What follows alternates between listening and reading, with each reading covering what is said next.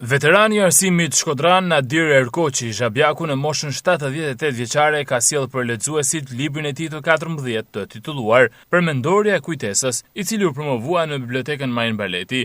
Gjatë aktivitetit, autori ndau me të pranishmit emocionet dhe merakun e tij si shkrimtar për këtë botim të ri.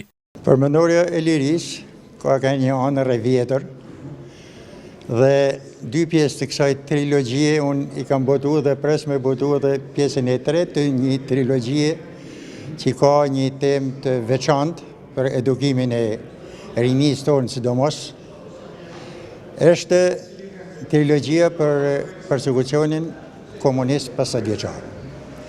E treta pret radhën e botimit në laboratorin e krijuesit, kuptohet. Një krijues ndjek me vëmendje gjitha ndryshimet sociale, kulturore, historike në vendin e vet, aq më tepër në qytetin tonë siç është Shkodra.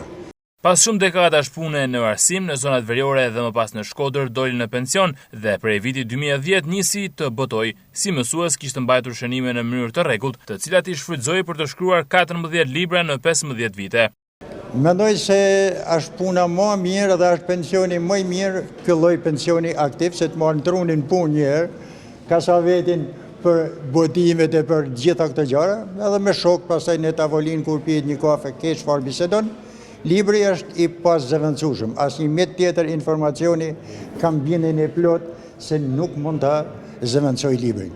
Bibliotekat e mëdha janë ndjek në përbot për me zhdu kultura, por i kanë rezistu, pra libri ka rezistu të gjitha këtyre shkatrimeve dhe prap me libri do të përfundojnë, se libri dia me librin është bon, nuk ka bon me këto kompjuter që kemi sot. Në këtë aktivitet u vure një interesim i veçantë nga lexues dhe miq të shumtë të autorit, gjë që sipas përfaqësuesve të bibliotekës dëshmon vlerësimin e gjerë që gëzon ai në Shkodër. Nuk mund të ndodhte ndryshe, zhabjaku është qytetar model, njëri i përkushtuar ndaj arsimit dhe kulturës, dhe sot autori shumë librave që pasurojnë botimet e Shkodrës, u shpreh përgjegjësi i bibliotekës Zoja Shkodrës, Gjovalin Quni.